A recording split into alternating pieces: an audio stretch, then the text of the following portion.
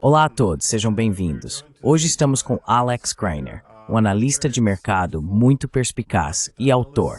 Então seja bem-vindo de volta ao programa. Sei que meus ouvintes sempre ficam muito felizes quando trago você de volta. Muito obrigado. Bom estar com você novamente, Ben. Foste grato para os ouvintes serem receptivos a mensagens. Couber-se lá, man.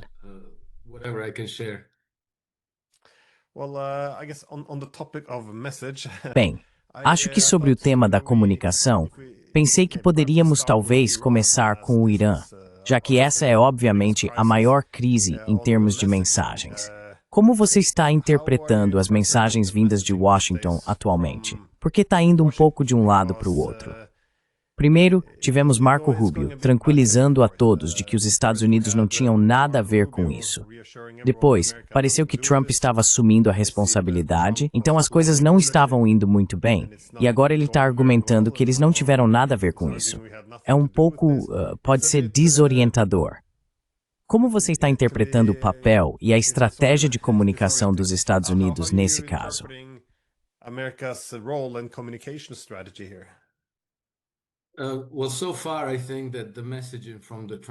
Bem, até agora, eu acho que a comunicação do governo Trump é basicamente o que já nos acostumamos, a comunicação do governo Trump. Mas considerando que as circunstâncias são tão graves quanto são, dizer que é revoltante é ser educado. Obviamente houve uma enganação muito elaborada por parte do governo Trump.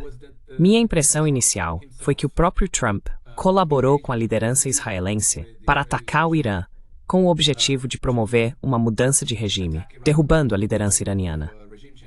Então foi assim que as coisas pareceram inicialmente. Não tenho mais 100% de certeza de que foi isso que aconteceu.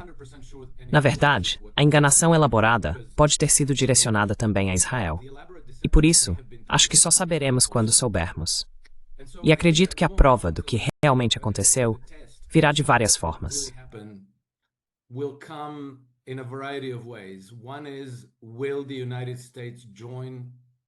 Uma questão é, os Estados Unidos vão se juntar à guerra de Israel contra o Irã agora? Se não fizerem isso, então talvez a armadilha tenha sido armada para Israel de fato.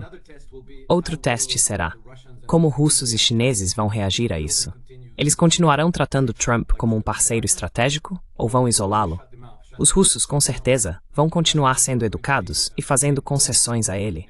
Mas se Trump realmente conspirou com Israel para atacar o Irã, então ele está do lado errado da história, 100%. Nesse caso, acho que russos e chineses provavelmente vão excluí-lo de seus projetos e iniciativas de desenvolvimento estratégico, e talvez só mantenham um relacionamento cordial com ele e sua administração, para manter as aparências, como pais divorciados. Eles ainda precisam conversar, mas não são necessariamente aliados.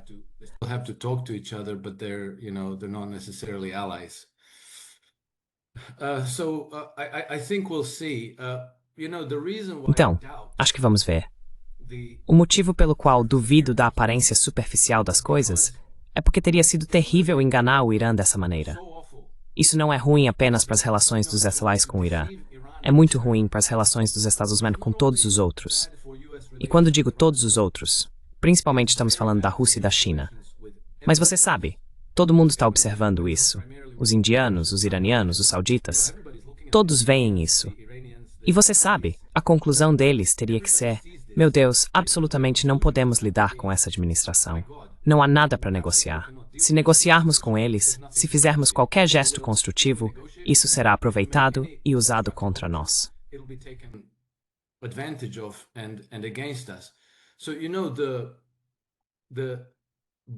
Então, sabe, o custo, em termos de reputação destruída, é tão exorbitante que é muito difícil para mim até acreditar que qualquer uma dessas coisas aconteceu. O que me faz duvidar. Talvez seja um jogo duplo, uma enganação, sabe? E talvez a armadilha tenha sido armada contra Israel e os principais patrocinadores de Israel, que é o Império Ocidental, principalmente o sistema de governo da City de Londres e seus satélites, principalmente Paris, Wall Street e outros, parceiros menores. Então, acho que só saberemos com o tempo, mas a resposta que os israelenses receberam do Irã foi tão eficaz, tão avassaladora e tão devastadora, que a única maneira de Israel sequer tentar reverter isso agora é recorrendo ao nuclear. Mas se eles recorrerem ao nuclear, é o fim de Israel. Não há como voltar atrás depois disso. That's the end of Israel. There's no going back from there. I was gonna say, in terms of escalation. Eu ia dizer em termos de escalada, porque parece menos provável. Claro, é possível que os americanos entrem em contato com os iranianos, dizendo, olha, vamos parar com isso, sabe, com a destruição. E basicamente entrem em um cessar-fogo. Nada é resolvido, mas ambos os lados saem machucados. Essa é uma possibilidade, mas agora parece mais provável que estamos caminhando para uma escalada. Existem muitos caminhos, claro. Pode ser uma escalada em que o Irã atacaria bases militares de países que estão colaborando com Israel, principalmente os americanos. Mas também é muito provável, como você disse, que a escalada venha do lado que está perdendo sob o atual contexto dos ataques.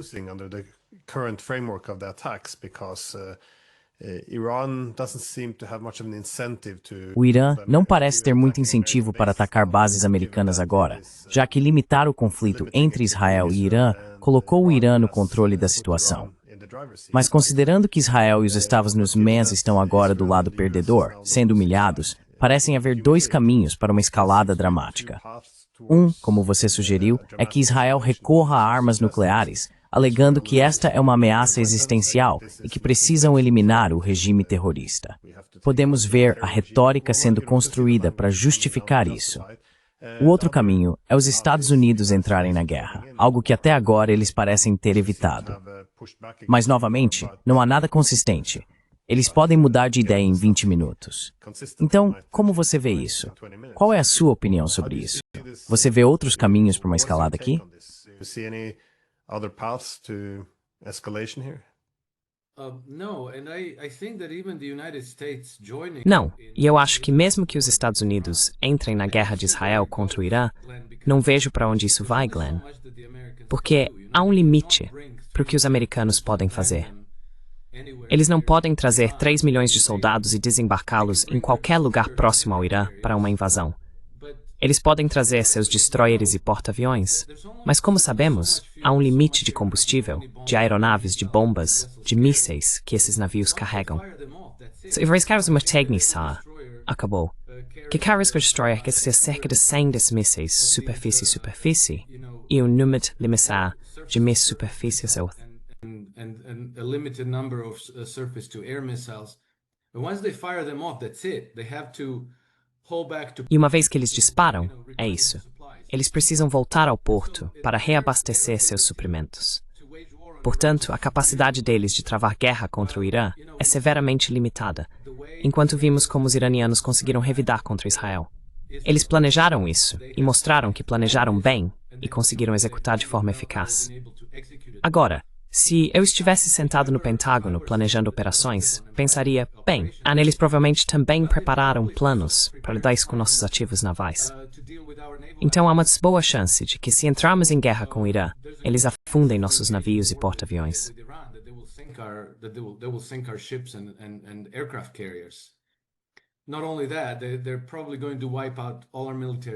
Não só isso, eles provavelmente vão destruir todas as nossas bases militares.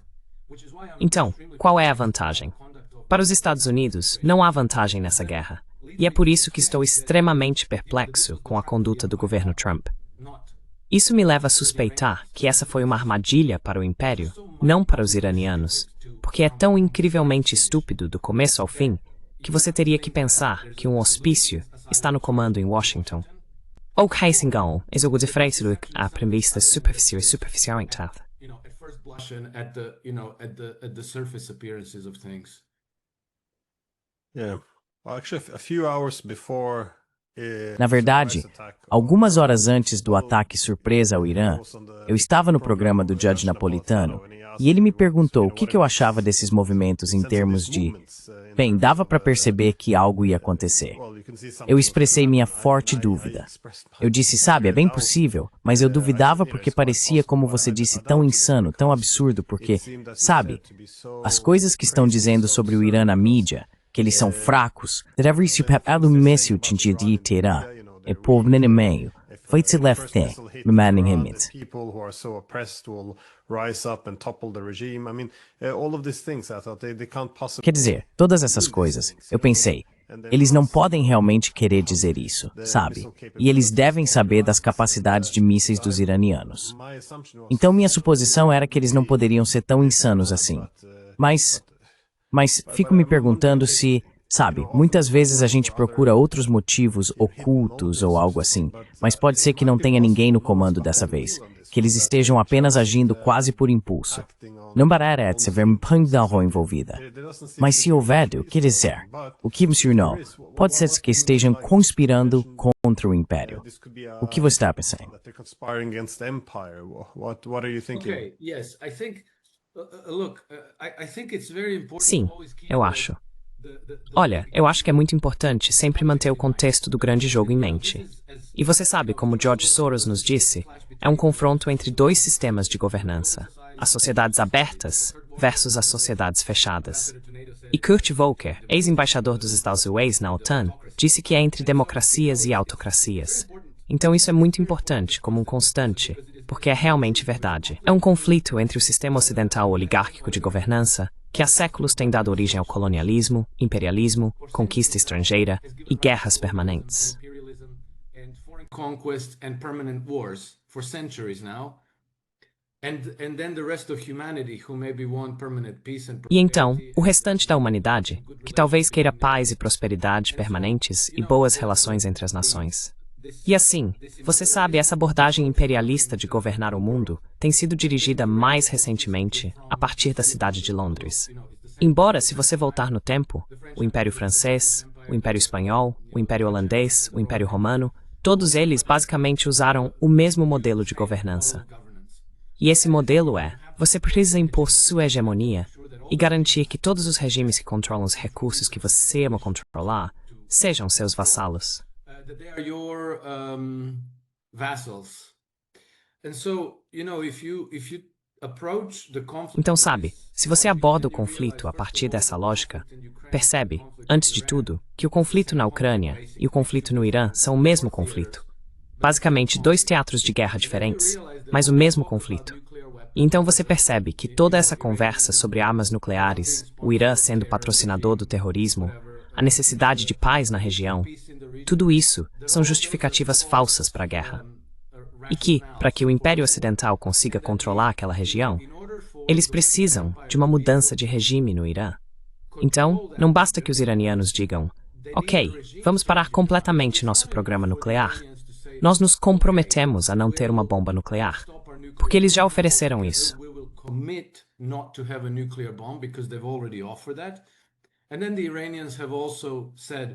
E então os iranianos também disseram, por que não transformamos toda a região em uma zona livre de armas nucleares?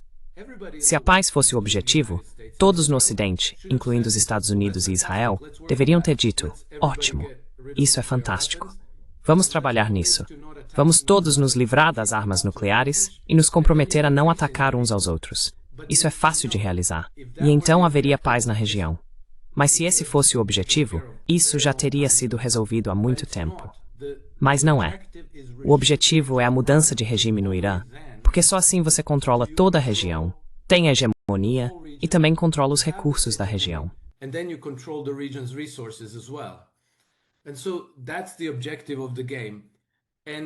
E esse é o objetivo do jogo. Os Estados Unidos estão sendo usados como o braço militar de imposição do Império, às suas próprias custas. Vemos que a economia dos Estados Unidos foi esgotada, seu exército foi severamente enfraquecido, e o país tem destruído sua reputação e credibilidade ao redor do mundo para fazer isso. Portanto, o prejuízo para os Estados Unidos tem sido enorme e extremamente custoso, enquanto o benefício, os ganhos, estão indo principalmente para os interesses bancários em Londres, Paris e em Wall Street. Tivemos um exemplo para tornar isso concreto. Em dezembro de 2024, a Síria foi derrubada. Syria is taken down. There's a regime change in Syria.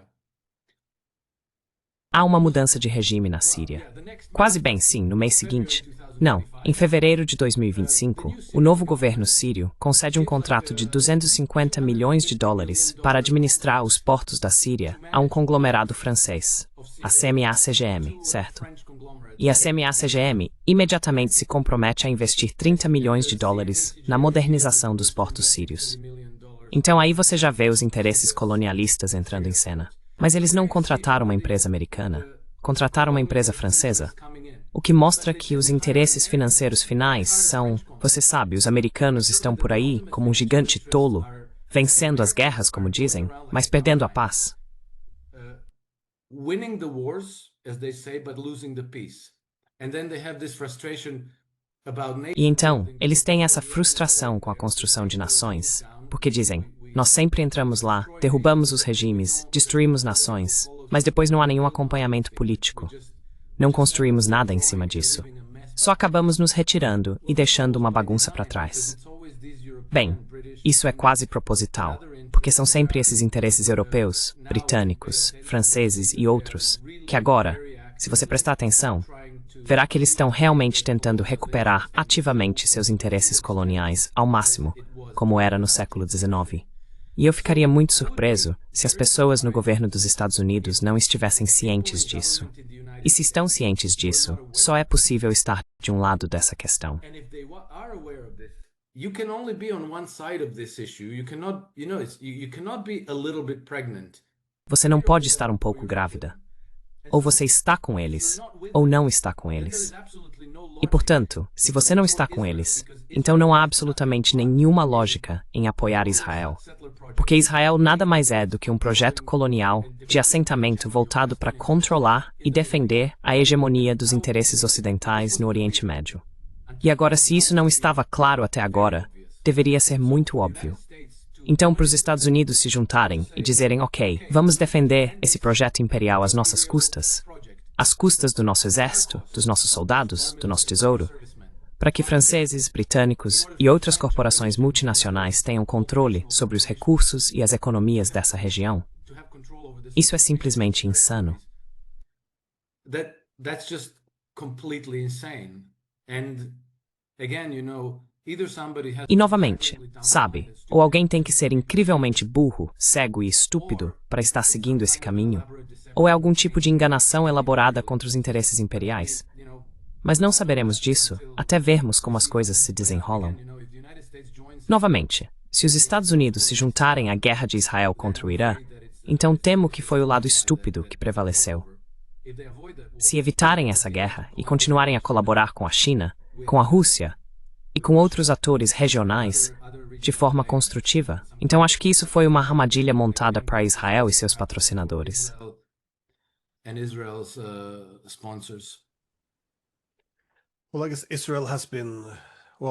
Bem, acho que Israel não hesitou em deixar claro que queria ou precisava da participação dos Estados Unidos se fosse atacar o Irã.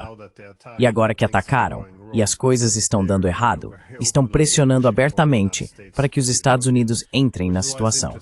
Por isso é interessante que até agora os Estados Unidos não tenham se envolvido, já que isso resultaria em um desastre.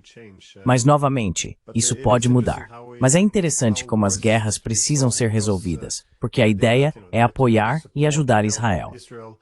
Bem, em seus tempos mais jovens, há vários anos, Joe Biden fez um discurso no Senado em que afirmou que se não existisse Israel, teríamos que criar um, porque esse é o meio de projeção de poder dos Estados Unidos na região. Agora, pode-se argumentar que desde então eles se tornaram mais um fardo.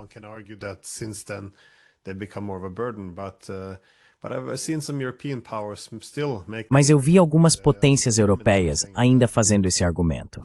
Acho que os alemães disseram que nesse ataque ao Irã, bem, Israel tem o direito de se defender, o que é um comentário muito estranho de se fazer quando você está apoiando uma guerra de agressão, que é um ataque surpresa no meio de negociações. Então você está forçando muito a barra aí. Mas acho que você está certo sobre a mudança de regime também, porque perguntaram ao Trump se ele iria pedir a redução das tensões. E ele disse, bem, o Irã não pode ter uma arma nuclear. Mas isso é, como você disse, um argumento muito absurdo, porque o Irã já disse que não quer nem precisa de uma arma nuclear. E se houvesse uma negociação, um acordo para ter inspeções intrusivas para garantir que eles não adquiram armas nucleares, isso poderia ser feito.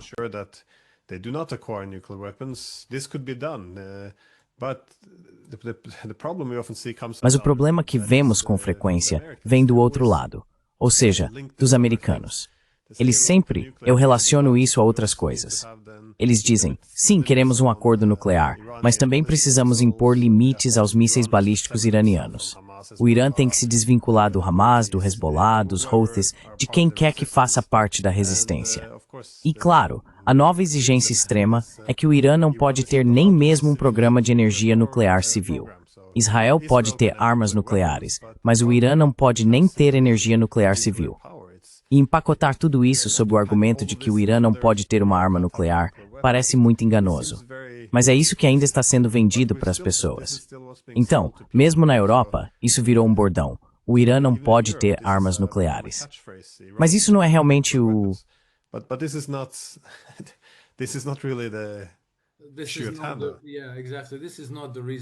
Exatamente. Esse não é o motivo da guerra, porque se fosse, não haveria guerra. É fácil para os iranianos dizerem, não precisamos de uma arma nuclear, não queremos uma arma nuclear. E se vocês nos ajudarem a tornar esta região livre de armas nucleares, acabou. É isso. O objetivo é obviamente a mudança de regime no Irã, porque essa é a única maneira de as potências ocidentais preservarem sua hegemonia na região e garanti-la a longo prazo. Então esse é o why todos.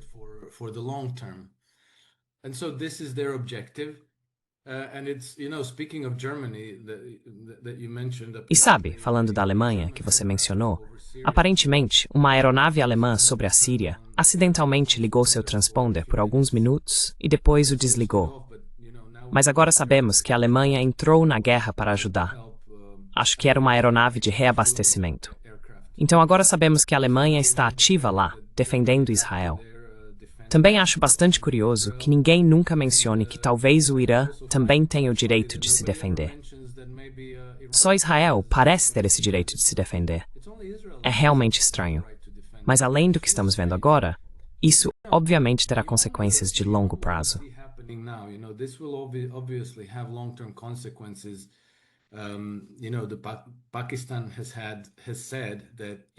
O Paquistão declarou que se Israel ou potências ocidentais usarem armas nucleares contra o Irã, o Paquistão entrará na guerra e lançará um míssil nuclear contra Israel. O impacto desse conflito terá consequências de longo prazo para a Jordânia, Egito, Turquia e Arábia Saudita, e será sentido fortemente na Síria. A situação pode facilmente sair do controle. Então, sabe, estamos diante de uma crise que não será resolvida tão cedo. E, sinceramente, não vejo como as potências ocidentais podem reverter a perda de influência e hegemonia sobre a região. Acho que agora tudo está se voltando contra elas. E não podemos esquecer que o Irã também está com tal apoio da Rússia nesse conflito.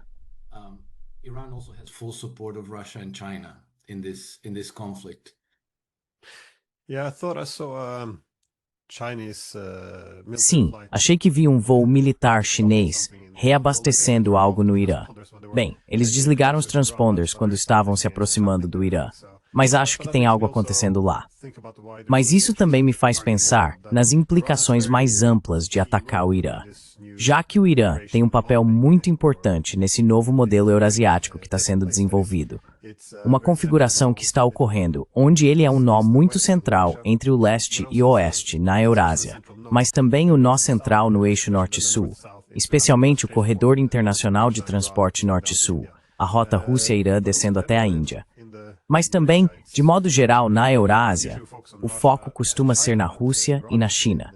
Mas o Irã tem se inclinado cada vez mais para essa nova constelação eurasiática. Então eu realmente acho que isso é, em certa medida, visto como um ataque a esse modelo eurasiático multipolar que está surgindo, ao eliminar uma parte central.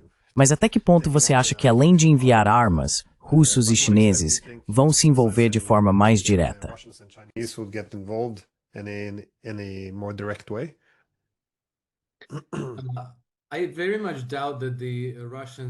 Duvido muito que russos e chineses enviem tropas, por exemplo, mas provavelmente vão fornecer amplo suporte técnico, sistemas de defesa aérea, por exemplo. Provavelmente não sistemas superfície-superfície, porque isso os tornaria beligerantes. Se fossem encontrados fragmentos de mísseis russos ou chineses no solo onde antes havia bases militares dos Estados Unidos, isso seria muito ruim. E não acho que os iranianos precisem desse tipo de ajuda também. Mas provavelmente, sabe, compartilhamento de inteligência, vigilância, cobertura aérea, defesas aéreas. Nesse sentido, acho que os russos já têm equipes em solo ajudando a operar radares e sistemas de defesa aérea. Quanto aos chineses, não tenho certeza, mas vimos que eles venderam alguns sistemas de armas, incluindo aeronaves, para o Egito. Some weapon systems, including aircraft to Egypt.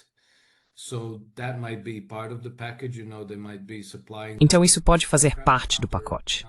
Eles podem estar fornecendo aeronaves para combater as aeronaves israelenses que entram no espaço aéreo iraniano.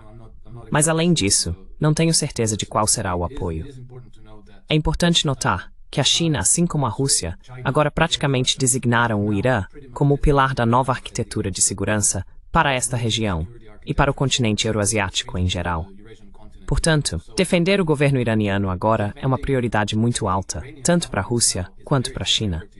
E assim eles vão, sabe, temos informações de que ontem à noite Vladimir Putin ligou para Donald Trump. Segundo Donald Trump, a ligação foi muito amigável.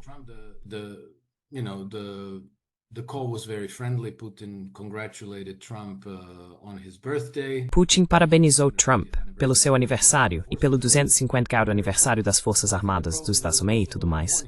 É tudo muito simpático, mas acho que provavelmente também houve um aviso nessa ligação para não se envolver e que a Rússia provavelmente fornecerá apoio substancial aos iranianos. Então, para não sonhar que podem tentar derrubar o Irã militarmente. Provavelmente foi uma ligação para dissuadir Trump de entrar na guerra ao lado de Israel. Ou, alternativamente, e tenho que dizer isso, uma ligação para trocar informações e coordenar ações, porque ainda acho que existe a possibilidade de Trump estar manipulando os israelenses. Acho isso plausível. I think that's plausible. It's extraordinary to me, though, how the Israelis have played. É extraordinário para mim, no entanto, como os israelenses jogaram tão mal suas cartas, também com os russos. Russos e israelenses costumavam ter uma espécie de vínculo especial, não apenas porque os soviéticos libertaram Auschwitz, e claro, tantas pessoas da União Soviética migraram para Israel. Mas sempre houve isso, mesmo quando estão em lados opostos de um conflito, esse respeito mútuo e consideração pelos interesses um do outro. Lembro que há alguns anos, eu estava em uma conferência com um ex-professor.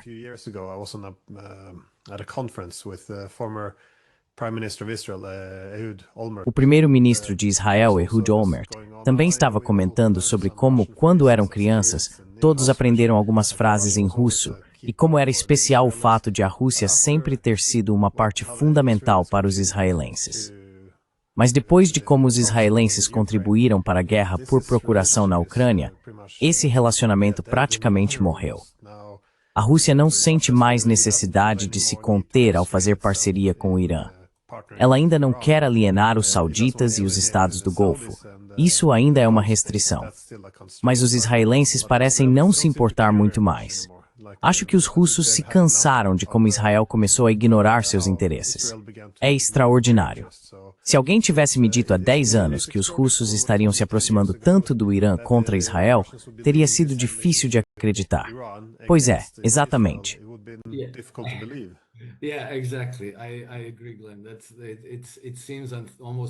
Concordo, Glenn. Isso teria parecido impensável há alguns anos. Mas preciso mencionar outra coisa aqui, porque tenho alguns amigos em Israel que não fazem parte disso. Mas parece que Israel, praticamente desde os dias da pandemia de Covid, está em um estado de psicose, de formação em massa, que foi alimentado deliberadamente. Acho que há uma espécie de loucura que tomou conta do país. É difícil explicar, mas há cerca de um ano, conversei com um amigo meu, que é muçulmano devoto, e que estuda escatologia judaica, Parangitrista. Muslim and Christian eschatology, And he explained to me something that I was very... E ele me explicou algo que me surpreendeu muito. Sabe, isso parecia quase surreal. Mas com o tempo, parece que é realmente verdade. Que para parte da sociedade israelense, especialmente o grupo religioso, Algumas de suas ações são motivadas pelo requisito messiânico para a redenção de Israel. Ok, então para explicar. Os judeus, já durante o cativeiro babilônico, receberam a promessa de que haveria um Messias que viria para os judeus, certo? Desculpe, não retornar. Vir. O Messias viria para os judeus.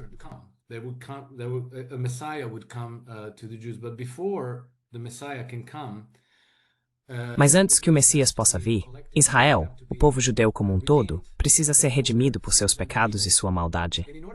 E para que eles sejam redimidos por seus pecados, precisam ser punidos, certo? Basicamente, a punição deve vir na forma de todo o mundo se voltando contra Israel e os judeus. E para que isso aconteça, eles precisam cometer atos tão evidentemente errados que fique absolutamente óbvio para todos no mundo, de modo que o mundo inteiro se volte contra Israel. Então a punição viria e seria muito evidente. And then the punishment would come, and it would be very obvious. The picture looks like what. A cena se parece com o que está acontecendo agora em lugares como Tel Aviv e Haifa. E eu pensei bem, sabe, tenho certeza de que há alguns fanáticos que realmente acreditam nisso, mas quero dizer, vamos lá. Mas então descobri que, na verdade, existe um rabino muito influente. O nome dele é algo como Schneerson, que é muito próximo de Benjamin Netanyahu. E aparentemente, Benjamin Netanyahu, de tempos em tempos, informa o rabino Schneerson: como estamos? Estamos avançando em direção a essa redenção de Israel.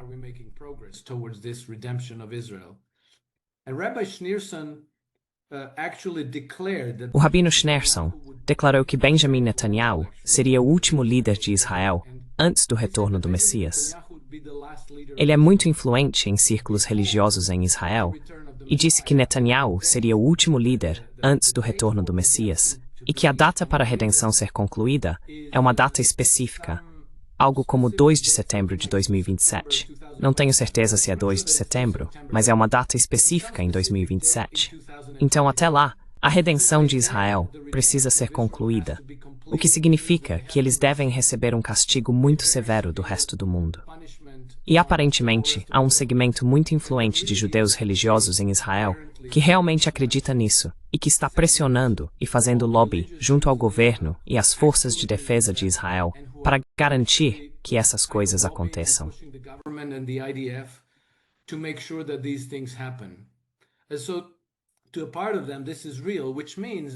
Então, para uma parte deles, isso é real. O que significa que todo o pensamento racional que você ou eu, ou os russos, ou o governo Trump, ou os militares têm, sabe, você pensa nos prós e contras, o que queremos alcançar, qual é o benefício potencial, qual é o possível prejuízo. Então você decide, bem, ok, esse curso de ação não é razoável, é arriscado demais, é destrutivo demais. Bem, para esse grupo, melhor ainda, sabe? Porque quanto piores as perspectivas de algo, mais eles querem fazer. E parece que eles realmente têm o pé na embreagem da conduta coletiva de Israel.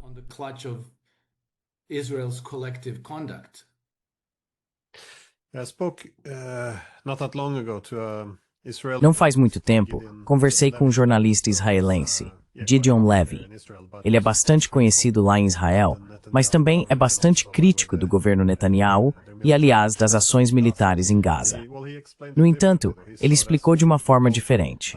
Lembrei dele quando você mencionou psicose coletiva, porque foi mais ou menos nessa direção que ele seguiu também. Ele disse que quanto mais o mundo critica Israel, mais o povo em Israel acredita que isso confirma que o mundo inteiro está contra eles.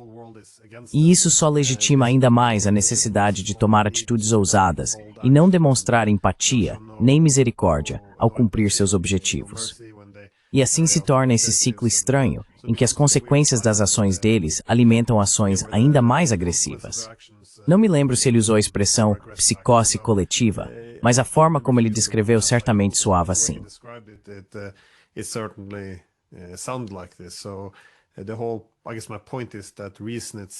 Acho que meu ponto é que a razão em si deixou de fazer parte de muitas decisões. Mas na ausência de razão, também presumimos, da parte dos Estados Unidos, que eles estão calculando como podem ou não prosseguir com esse conflito. Claro, sabemos tudo sobre o lobby israelense e tudo mais, mas para o próprio Trump, esse não é um caso isolado. Como você mencionou, Eles têm outras questões acontecendo. Eles têm tumultos e protestos internos. Eles estão em uma guerra econômica com a Rússia e os chineses. Eles têm uma guerra por procuração na Ucrânia contra os russos. Ele não tem tanto espaço para manobrar, necessariamente, se fizer a coisa errada. A classe política, o público, muita gente pode se voltar contra ele. E eu acho, não sei como você vê o papel do Trump nisso. Se presumirmos que ele quer ajudar Israel a destruir o Irã, quanto espaço para manobra ele realmente tem? How much room of maneuver does he actually have?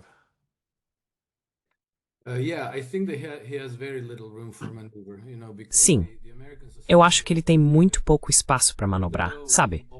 Porque na sociedade americana, ainda que a oposição a Israel esteja crescendo agora, e eu acho que já é bastante ampla e robusta, eu ainda acredito que as pessoas nos bastidores do governo, todos os veteranos da Guerra Fria que trabalham na NSA, na CIA, no Pentágono e principalmente no Congresso dos Estados Unidos, ainda estão muito comprometidos com Israel. They are still very much committed to Israel. They're still cling to this. Eles ainda se apegam a esse vínculo sentimental, pensando em Israel como algo positivo. E claro, esse apego sentimental sempre é recompensado com algumas contribuições de doadores. Então, tudo isso está muito profundamente enraizado. E como muitos observadores já disseram, Benjamin Netanyahu hoje tem mais controle sobre o Congresso dos Estados Unidos do que Donald Trump. Então, o que fazer? Acho que você precisa recorrer a algum tipo de engano muito inteligente para, digamos, discordar disso de fato e evitar se envolver nessa guerra. Não vamos esquecer que a Pérsia tradicionalmente foi o cemitério dos impérios, e todos que tentaram derrubar essa antiga civilização acabaram perdendo seus impérios.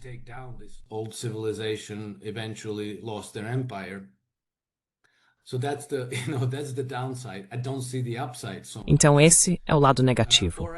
Não vejo tanto o lado positivo. Ou então, se ele não recorrer a algum tipo de enganação inteligente em vários níveis, ele terá que concordar com isso, e então terá que assumir essa guerra.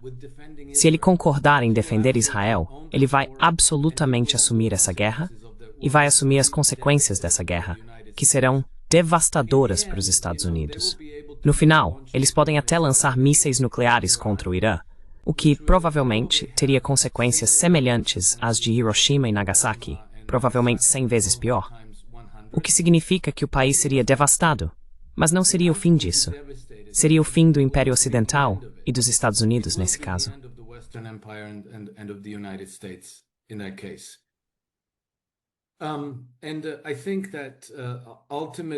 E eu acho que, no final das contas, o preço político que será pago pelo governo Trump será essencialmente a destruição de sua presidência. Ele não terá outra escolha, a não ser basicamente se tornar um fantoche desses interesses financeiros ocidentais que estão tramando para defender sua hegemonia sobre o Oriente Médio. Acho que essa é uma escolha muito ruim. Há tão pouco benefício para os Estados Unidos nisso, e um risco tão grande. Acho que é tão óbvio que tenho muita dificuldade em aceitar a ideia de que o que estamos vendo acontecer é realmente o que está acontecendo. Acho que só saberemos, com certeza, com o tempo.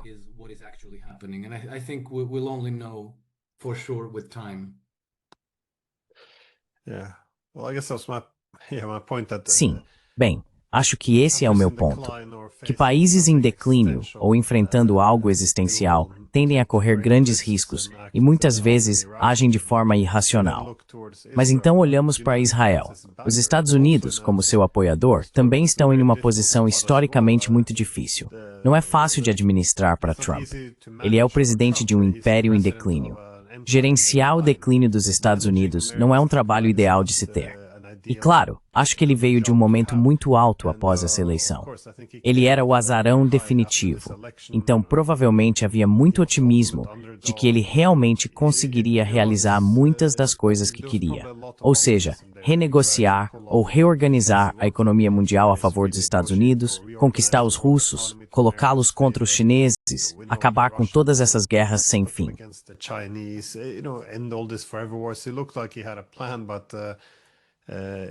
Parecia que ele tinha um plano. Mas, novamente, deve ser difícil administrar esse declínio do império. Então achei que ele tentou reinventar o império, ou seja, obter um alto retorno sobre os investimentos, garantir que os aliados paguem. Mas mais uma vez, acho que os planos são insuficientes. A implementação tem sido terrível e muitos erros foram cometidos. Minha preocupação é que, quase nesse espírito americano, eles estão buscando esse confronto final no fim, para virar tudo como em um roteiro de Hollywood, quase isso. Mas parece que é nessa direção que estão indo. Só fico me perguntando, acho que minha última pergunta, se continuarmos nesse caminho, com o que estamos vendo agora entre Israel e Irã, para onde você acha que isso vai levar?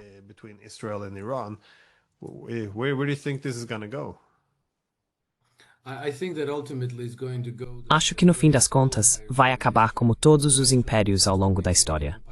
Eventualmente, o custo de manter um império acaba esmagando o próprio império. Porque nessas relações imperiais, sempre é um segmento muito restrito da sociedade que se beneficia do império. No caso de hoje, seriam os bancos considerados globalmente sistêmicos e as grandes corporações multinacionais. Bem, todo o resto paga a conta. Porque todas essas centenas de bases militares ao redor do mundo e todos esses grupos de porta-aviões que circulam por aí, eles não se pagam sozinhos. São os contribuintes dos Estados Unidos e as empresas legítimas dos Estados Unidos que têm que sustentar isso por meio de impostos, certo? Então, se você continuar mantendo o império, se continuar policiando o mundo contra a independência, a liberdade e a emancipação do império, você vai acabar destruindo sua base econômica. Se isso é uma treaty diplomática. Military base, your diplomatic base, and so it's going to go badly. And I think that E então, as coisas vão dar errado.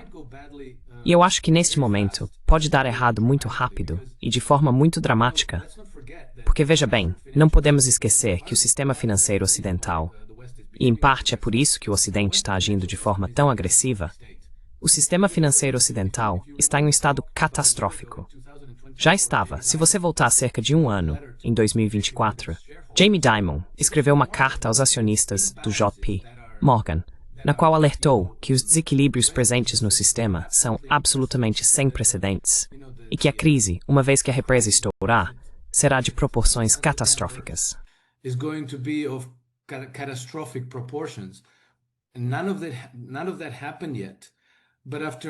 Nada disso aconteceu ainda. Mas depois de mais um ano de guerra, depois de mais um ano apoiando o projeto Ucrânia, as guerras no Oriente Médio, e estando cada vez mais em uma situação delicada, acho que quando as consequências chegarem, elas vão nos pegar de surpresa e provavelmente vão desencadear uma crise que, em termos de magnitude, provavelmente vai se assemelhar ao colapso da República de Weimar, na Alemanha, há cerca de 100 anos. Por isso, acredito que está mais próximo de nós do que imaginamos. E para os Estados Unidos são o único país que ainda tem algum espaço de manobra.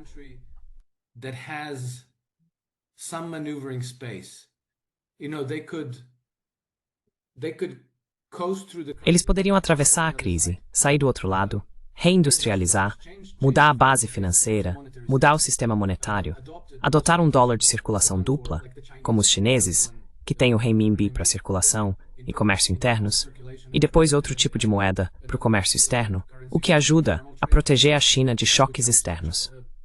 Então essa é uma opção para os Estados Unidos. Recuar do império, voltar para casa, investir, alocar capital para pequenas e médias empresas, ter relações bilaterais construtivas com países como China e Rússia, entrar no processo de integração multipolar, BRICS, e deixar de lado essa bobagem de construção de império. Se você voltar para 2016 e antes disso, e olhar para o posicionamento do Trump em relação ao papel dos Estados Unidos no mundo, verá que ele está muito consistentemente desse lado.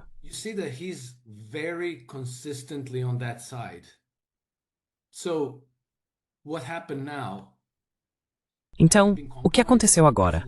Ele foi comprometido? Ele perdeu a cabeça? Ele desistiu e decidiu, olha, não posso vencer o império. Talvez eu deva simplesmente voltar para eles? Ainda é cedo para dizer, mas acho que vamos descobrir nos próximos meses. Acho que a crise é inevitável e acredito que ela virá na forma de alta inflação. Mas a alta inflação vai afundar a Grã-Bretanha e a Europa antes de afundar os Estados Unidos. E acredito que os Estados Unidos provavelmente conseguirão se desvencilhar.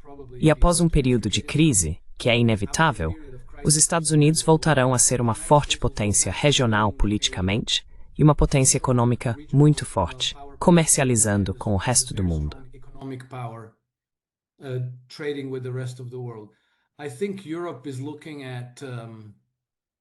Acho que a Europa está olhando para um futuro que provavelmente se assemelha à queda do Império Romano do Ocidente. Acho que virão dias sombrios. E até que nos livremos dessa matriz de controle formada pela União Europeia, OTAN e Banco Central Europeu, e voltemos a administrar países soberanos individualmente, os dias continuarão sombrios. Mas, novamente, assim que nos livrarmos da OTAN, do BCE e da União Europeia, existe uma alternativa. Agora, existe a opção oriental. Podemos nos aproximar dos russos, dos chineses, aderir à integração multipolar. Você sabe, Vladimir Putin, lá em 2007, já falava sobre integração global de Lisboa a Vladivostok, o que significa, por que não todos nós comercializamos juntos, cooperamos juntos para o benefício de todos? E essa continua sendo uma opção para todos.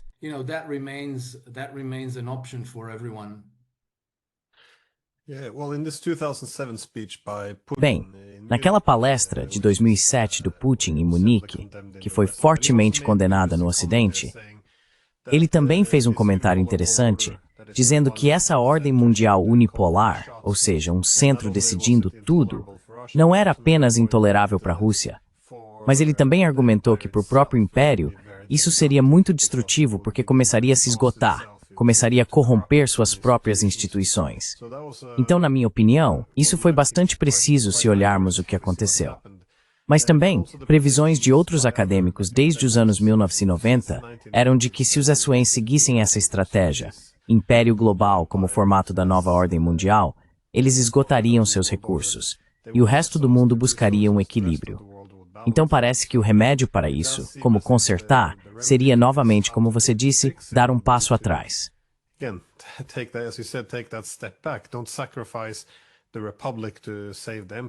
Não sacrifique a República para salvar o Império. E ao recuar, eles poderiam, imagino, recuperar parte de sua força econômica. Ao mesmo tempo, o restante das grandes potências não se uniria coletivamente para equilibrar os Estados Unidos. Se os Estados Unidos entrarem em uma crise econômica severa agora, vão enfrentar um ambiente externo muito difícil. Eles praticamente declararam sua intenção de tentar destruir a economia chinesa. Estão travando uma guerra por procuração contra a Rússia, agora contra o Irã. Quero dizer, isso pode se tornar uma tempestade perfeita para eles. É estranho para mim ver que outras escolhas não estão sendo feitas. E tenho que ser honesto, eu estava bastante otimista quando Trump assumiu, porque pelo seu discurso, ele sugeriu mais ou menos que era isso que precisava ser feito, porque o caminho atual não era sustentável. Mas como você disse, parece que está sendo capturado pelo status quo.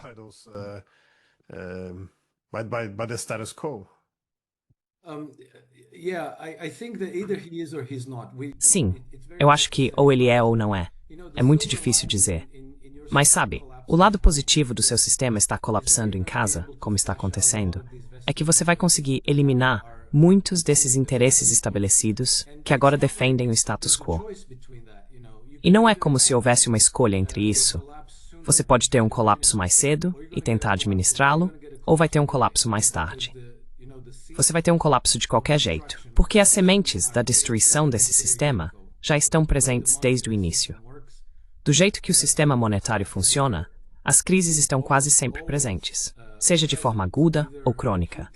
Os sistemas financeiros ocidentais geralmente passam por um ciclo econômico de expansão, onde todo mundo sente que as coisas estão bem, a economia vai bem, e todos se sentem um pouco mais prósperos.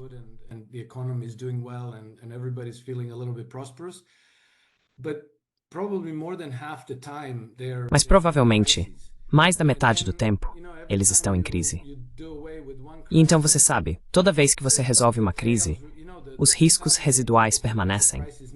A crise financeira global de 2008, por exemplo, nunca foi realmente resolvida. Eles meio que empurraram as coisas para debaixo do tapete e continuaram com mais expansão de crédito. Mas a expansão de crédito é algo que traz uma prosperidade temporária, mas em algum momento, o crédito do outro lado vira dívida. Você tem que pagar essas dívidas, certo? Com juros.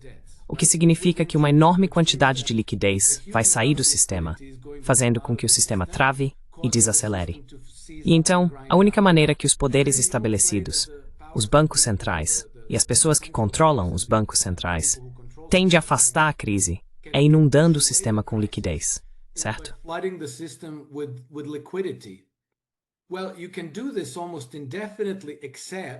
Bem, você pode fazer isso quase indefinidamente, exceto pelo fato de que, eventualmente, você vai ter altos níveis de inflação e vai destruir a própria moeda. Então, a destruição do dólar americano está praticamente garantida. É inevitável. E acho que isso é uma coisa da qual tenho certeza. Trump e as pessoas ao redor dele estão muito cientes disso. Eles sabem que o dólar está em queda.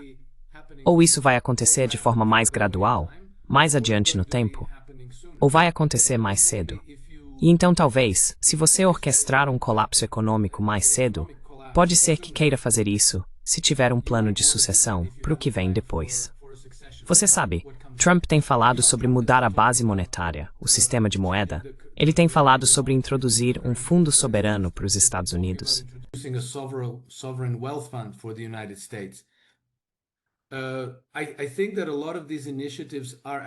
Acho que muitas dessas iniciativas são, na verdade, o que levou o outro lado, George Soros e esses tipos de oligarcas agindo nos bastidores, a orquestrar até mesmo esse dia sem reis. Toda essa obsessão com 100 reis é outra coisa sobre a qual se poderia escrever um livro.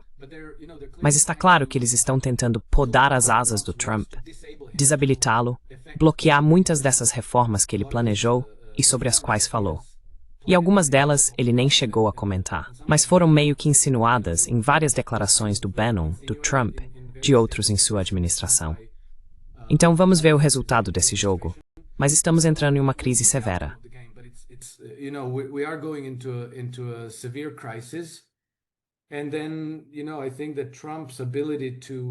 E então, eu acho que a capacidade de Trump de prevalecer e sobreviver politicamente vai depender em grande parte também da sua habilidade de obter apoio da Rússia e da China.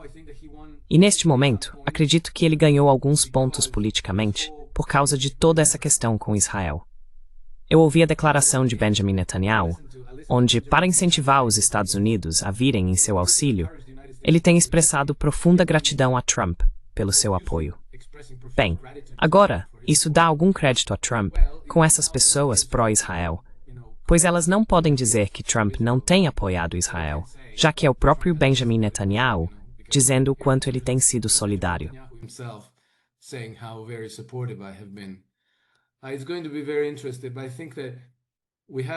Vai ser muito interessante, mas acho que realmente precisamos manter em mente o contexto mais amplo.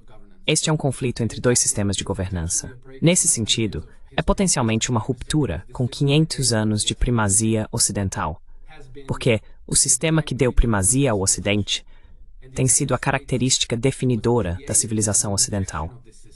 Os Estados Unidos foram criados como uma rejeição desse sistema, como uma tentativa de libertar a humanidade dele. Em todas as suas declarações, Trump tem se mostrado inclinado a levar os Estados Unidos de volta às suas raízes republicanas. Acho que isso é muito, muito maior do que a guerra na Ucrânia, o apoio a Israel ou a guerra contra o Irã. Então acredito que o desfecho está longe de ser claro, e até mesmo o papel de Trump nisso tudo está longe de ser claro. And I think that even Trump's role in this is far from clear. And just to finish, I want to mention another aspect of this. E só para finalizar, quero mencionar outro aspecto disso. Trump é o cara que vemos, mas Trump não é necessariamente quem está comandando o espetáculo, porque quanto mais você aprofunda nos acontecimentos dentro dos Estados Unidos, nas entranhas do poder e na forma como a política externa americana está sendo decidida e gerida, percebe que a oposição ao império nos Estados Unidos é muito mais ampla do que apenas Trump. Mesmo que você tirasse Trump da equação, essa oposição não simplesmente desapareceria. Então, vamos descobrir. Mas acho que um dos campos de batalha mais importantes agora é o próprio Estados Unidos. E eu não ficaria surpreso se uma enganação muito, muito elaborada, envolta em outra enganação, com mais uma camada de enganação por cima, não estivesse realmente sendo posta em prática. Novamente veremos como isso acontece e o que acaba acontecendo no mundo real. And what ends up happening in the real world. Sabe, acho que você está certo. Muitas dessas disputas internas nos Estados Unidos, entre neoliberais, libertários e, sabe, alguns dos caras da tecnologia, parecem estar agora pendendo um pouco para o nacionalismo econômico. Quero dizer, há muitas facções diferentes, e acho que muito disso influencia decisões como o que fazer com Israel, Irã e como o império deve ser administrado ou desmontado. Porque bem, achei interessante o que você disse, que muita gente quer que o Trump volte aos dias mais republicanos.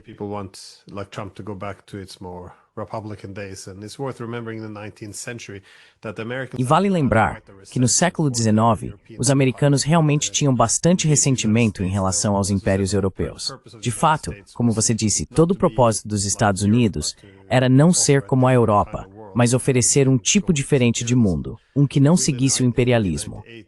Foi realmente em 1898, com a vitória na Guerra Hispano-Americana e a guinada dos Estados Unidos para o Pacífico, que fez Mark Twain e muitos outros intelectuais americanos dizerem que isso era um grande desastre. Estamos seguindo o caminho dos europeus e precisamos dar meia volta. Talvez eles façam isso. Mas no momento, essa decisão em relação ao Irã indica o contrário. Então, de qualquer forma, Alex, obrigado e espero tê-lo de volta em breve, porque imagino que teremos muito mais para conversar em breve.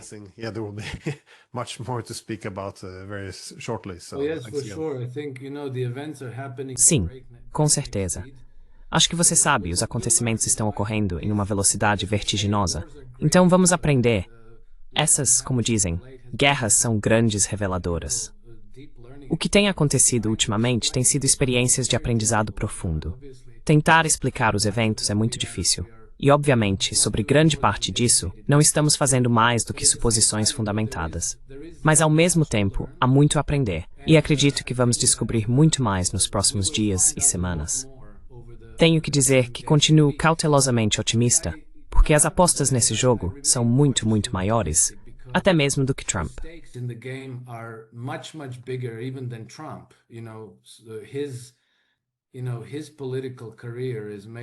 A carreira política dele talvez seja uma parte muito pequena de toda essa equação. E de qualquer forma, ele ainda tem mais 3 anos e meio, mais ou menos, pela frente. Então acho que há forças poderosas nos Estados Unidos se reunindo em oposição ao Império Ocidental. Eles têm aliados na Rússia, têm aliados na China, têm aliados em outras partes do mundo. E acredito que a consciência sobre a origem de todos esses problemas também está aumentando. Então, sabe, acho que vamos continuar acompanhando e chegaremos a mais conclusões nos próximos dias. E claro, seria um grande prazer me juntar a você para trocar impressões e informações.